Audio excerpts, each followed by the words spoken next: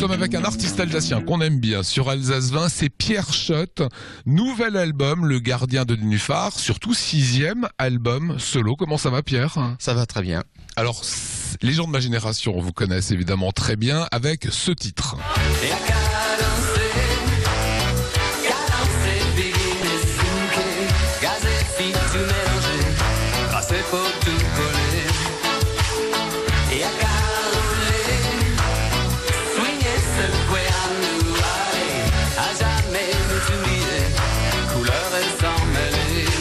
Je fête cette année mes 40 ans d'activité musicale, c'est-à-dire qu'on avait commencé dans les années 76.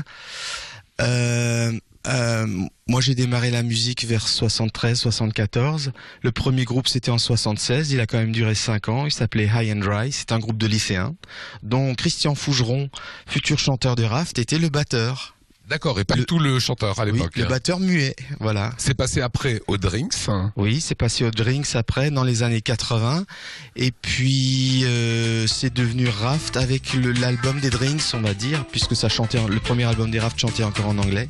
C'était en 86. Et les Raft, tels qu'on les connaît, chantant en français, sur le style qu'on connaît, c'était de 87 à 89. Avec quelques tubes, c'était Yaka Danser, Femme du Congo. Femme du Congo, voilà. Le groupe split après, la fin d'un groupe 90, oui. Voilà, sans regret. Non, pas du tout, non. Je donne toujours cette image, cette période des Raft, c'est un peu comme quand on met du White Spirit dans un Solex. Ça bat tous les records de performance pendant 200 mètres et après ça explose. Voilà.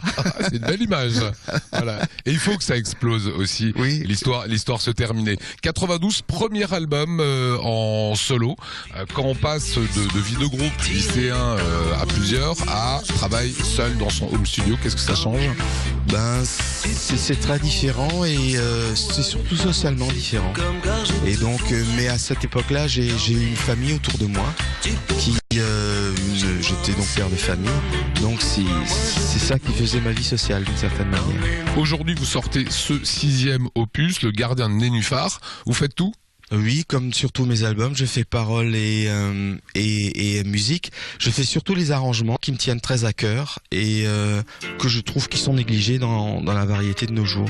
Il n'y a plus personne qui recherche un son et moi, depuis 40 ans, je cherche un son. C'est quelque chose qui doit être original, qui doit être efficace et c'est un peu cette alchimie qui me passionne. C'est quoi le Gardien de Nénuphar?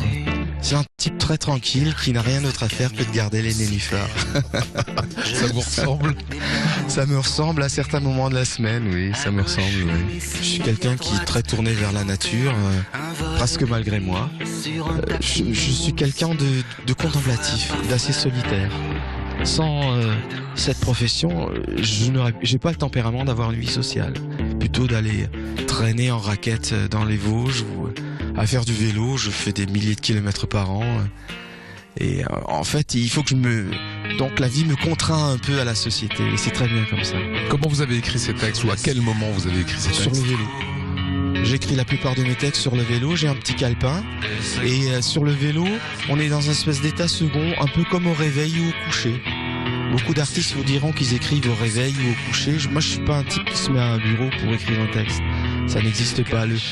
Cette espèce de flash qui arrive, et même la musique, il m'arrive de l'écrire sans instrument sous la main.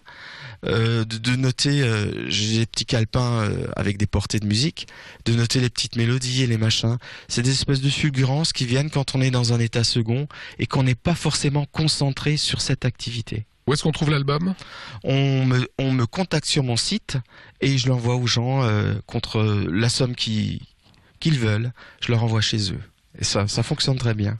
Pierre Schott, le gardien de Nénuphar, le gardien qui regarde les nénuphars, qui regarde la vie, ce qui s'écoule tout doucement. Voilà, au fil de l'eau. Voilà, super album. Merci beaucoup, Pierre, artiste.